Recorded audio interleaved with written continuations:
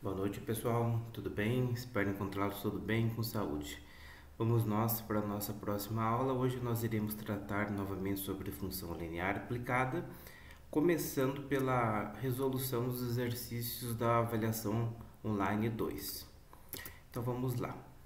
Na prova número 2, nós fizemos esse primeiro exercício que dizia o seguinte: um fabricante de jarros vende por 80 centavos a unidade. O custo da produção consiste de uma parte fixa de R$ 40 mais o custo de produção de 0,30 centavos por unidade. O número mínimo de jarros fabricados e vendidos para que o fabricante obtenha lucro é.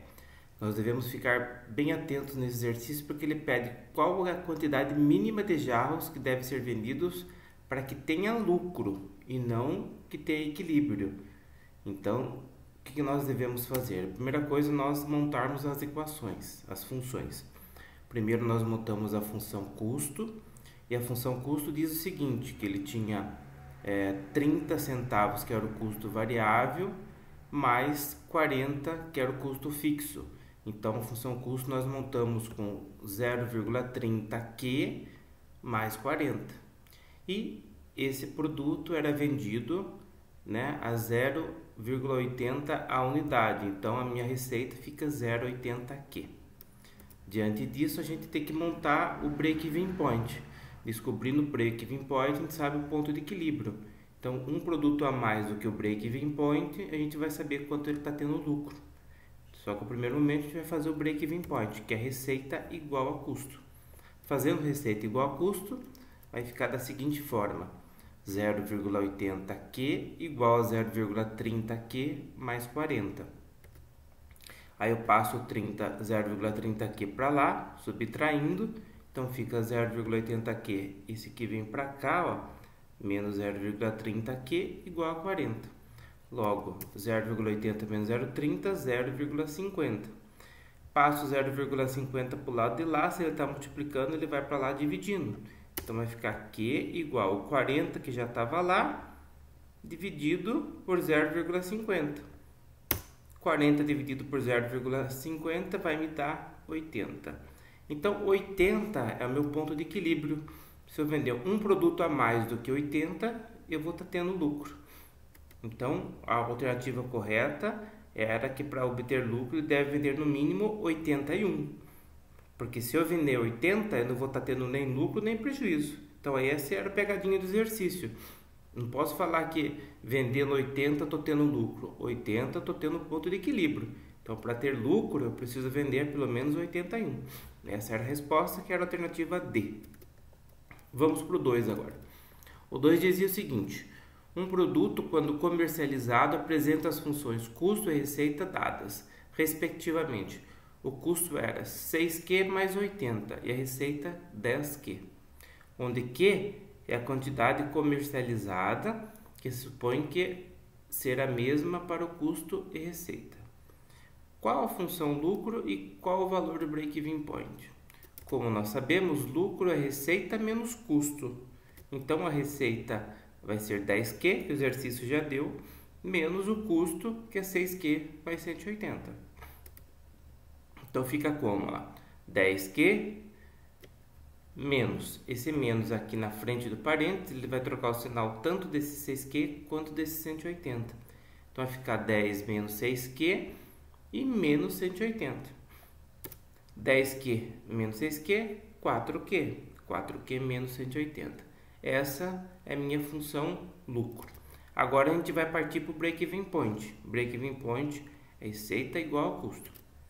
Receita é 10Q e custo é 6Q mais 80.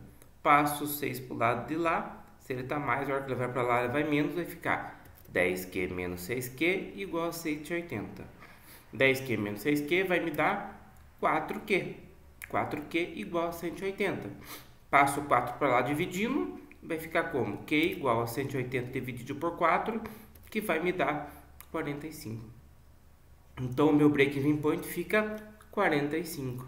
Nós já temos a resposta. O lucro é 4Q menos 180 e o break-even point é 45 unidades. A alternativa correta nesse caso era a alternativa B. Vamos para o próximo.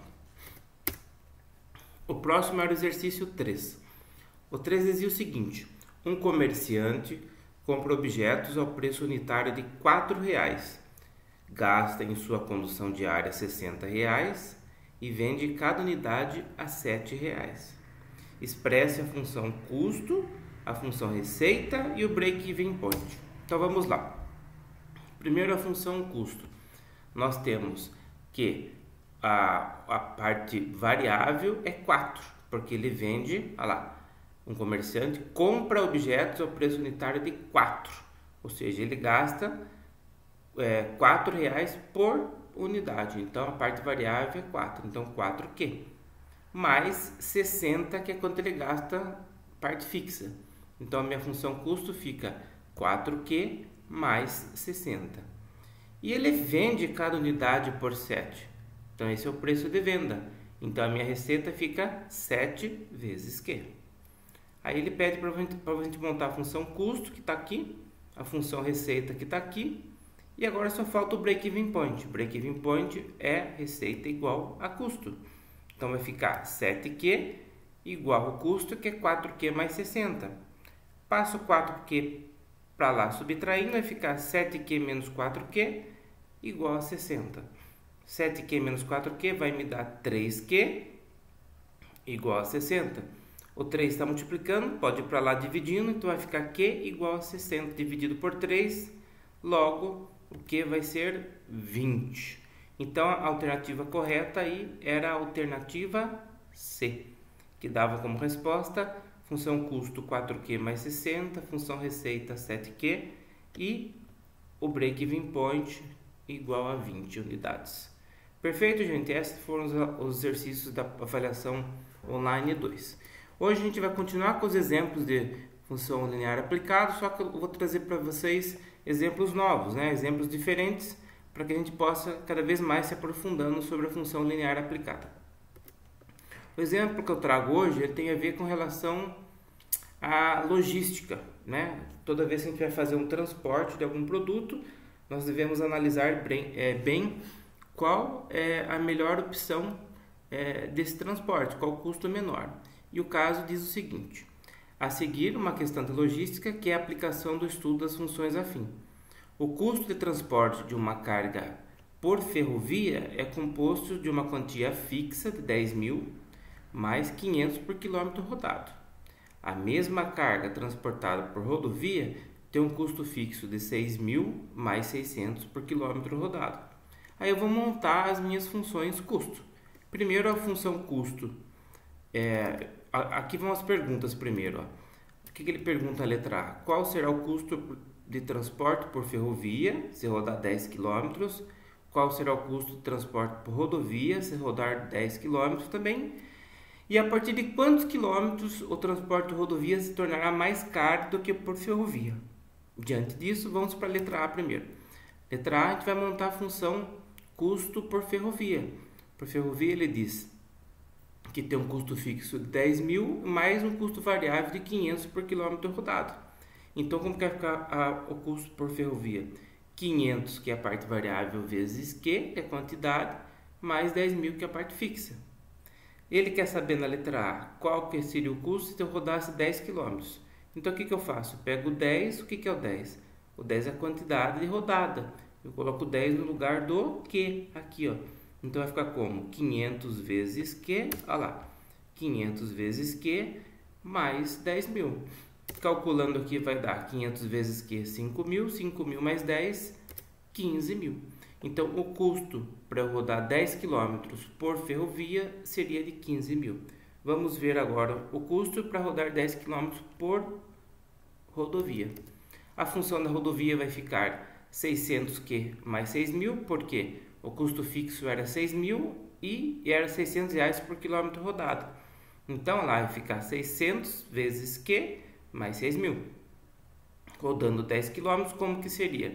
Seria 600 vezes 10, que é o Q, que é a quantidade de quilômetros rodados, mais 6.000.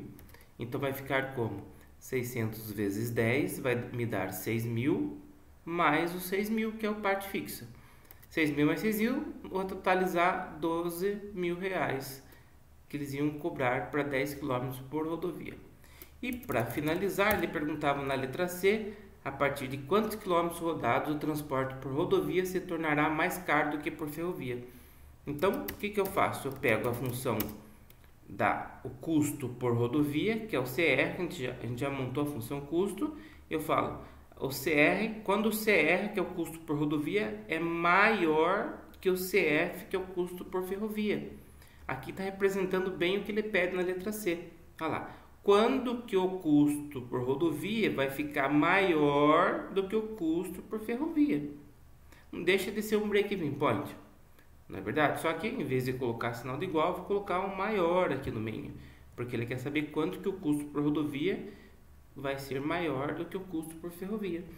Daí eu coloco, o custo por rodovia é 600Q mais 6.000, quando que o custo por rodovia, que é 600Q mais 6.000, vai ser maior que o custo por ferrovia, que é 500Q mais 10.000. Calculando aqui, ó lá, 600Q, o 500, eu coloco Q junto com Q e número junto com número. Então, para o lado esquerdo vai ficar todos os valores de Q e para o lado direito todos os valores dos números sozinhos. Então, eu pego esse 500Q que está do lado direito e trago ele para cá junto com 600. Então, ele estava mais, ele vem para cá menos. E o 6.000 que estava para cá, eu trago ele para o lado de cá junto com 10.000. Como ele estava mais, ele vem para cá menos 6.000. Então, ficou como lá? 600Q menos o 500Q que eu trouxe para cá, maior que 10.000 que já estava aqui, menos os 6.000 que eu trouxe para cá. Calculando aqui, vai me dar 600 menos 500 dá 100Q, maior do que 4.000. O 100 está multiplicando o Q, passo para lá dividindo. Vai ficar 4.000 dividido por 100. E 4.000 dividido por 100 vai dar 40. Ou seja, o Q vai ser maior que 40. O que quer dizer isso? Quando rodar mais do que 40 km, o custo por rodovia será maior do que o custo por ferrovia. Como que a gente pode interpretar isso daqui? Interpreta da seguinte maneira. Até 40 km compensa a gente rodar por rodovia. A partir de 40 km compensa a gente rodar por ferrovia. Por quê? Porque a partir de 40 km o custo por rodovia será maior do que o custo por ferrovia. Perfeito, gente? Espero que tenham entendido. Vamos para o próximo? O próximo diz o seguinte, olha lá. Procurei 2 firmas para obter um emprego como vendedor de livros. A firma A promete um salário fixo mensal de 200, mais comissão de 8 para cada coleção vendida. A firma B promete um salário fixo de 300, mais comissão de 3 para cada coleção vendida. Escreva as funções que descrevem para cada firma o salário mensal em função da quantidade de coleções vendidas. Então, lá, vou montar primeiro para a firma A. Seria o salário da firma A, SFA, que está aqui. No salário da firma A, ele tem uma parte fixa e uma parte variável. Qual que é a parte fixa? A parte fixa é 8 e a parte variável é... Desculpe, a parte variável é 8 e a parte fixa é 200. Por quê? Ele tem uma comissão de R$8 para cada coleção vendida e um salário fixo mensal de 200. Então, a parte variável é 8 e a parte fixa é 200. Se a parte variável é 8, então ele vem acompanhado do quê? Então, 8Q mais 200, que é a parte fixa. Calculando daí para o salário da firma B. O salário da firma B ele tem uma parte fixa de 300 e a comissão de 3, que é a parte variável. Então, se 3 é a parte variável, fica como 3Q mais 300, que é a parte fixa. Então, essas são as funções. Na letra B, o que ele pede? Que você represente graficamente em um sistema de eixos as funções encontradas e determine qual das 2 firmas paga melhor o salário mensal. Justifique. Então, veja só, fiz uma tabelinha aqui e fui colocando, olha lá, após 10 coleções vendidas, 20 coleções vendidas, 30 vendidas, 40 vendidas. E fui calculando o salário para cada firma. Por exemplo, por que deu 280 aqui? Porque eu coloquei 10 no lugar do Q, Daí fica como lá? 8 vezes 10 dá 80, com mais 200, 280 que está aqui. Por que deu 330 aqui? Coloquei 10 aqui no lugar do que, ó? Vai ficar 30 vezes 10. 3 vezes 10, 30. 30 com mais 30, 330. Agora vamos para 20 coleções vendidas. Coloca 20 aqui no lugar do que? 8 vezes 20, 160, com mais 200, 360. Coloca 20 aqui. 30 vezes 20, 60, com mais 300, 360. O que quer dizer isso? Que se eu vender 20 coleções, eu vou achar meu ponto de equilíbrio. Eu vou ter o mesmo valor ganho, tanto na firma A como na firma B. Então, 20 seria meu ponto de equilíbrio, meu break-even point. Continuando lá, se eu vender 30 coleções e substituir no lugar do que aqui e aqui, eu vou ter 440 na firma A e 390 na firma B. Se eu vender 40, eu vou ter 520 na firma A e 420 na firma B. Essa tabelinha eu jogo lá no Excel e vou encontrar esse gráfico aqui, ó, que vocês estão observando. O vermelho é o salário na firma A e o azul é o salário na firma B. Vocês podem observar que aqui é o ponto de cruzamento das duas, né? Que dá certinho, ó, em cima do 20, que, como eu já falei para vocês anteriormente, é o nosso ponto de equilíbrio. Então, até 20, ó, como vocês podem ver, até 20 compensa, se eu vender até 20 unidades, compensa eu trabalhar na firma B, porque pode ver, ó, o tracinho azul está acima do tracinho vermelho até chegar no 20. Quer dizer que a firma B está pagando mais que a firma A até chegar no 20. Após 20 unidades, vocês conseguem observar que o tracinho vermelho ele fica acima do tracinho azul. Significa que se você vender de 20 unidades para cima, o que acontece? Compensa você trabalhar na firma A, porque a firma A vai pagar mais do que a firma B. Então, concluindo, o que a gente pode falar? Que se eu tenho uma estimativa de vendas acima de 20 unidades, compensa eu escolher a firma A. Perfeito, gente? Espero que tenham compreendido. Tem um exercício lá como atividade do dia para vocês fazerem lá no portal. Um grande abraço a todos, até a próxima aula. Valeu! Não esquecendo, obrigado pela atenção e um beijo no coração de todos.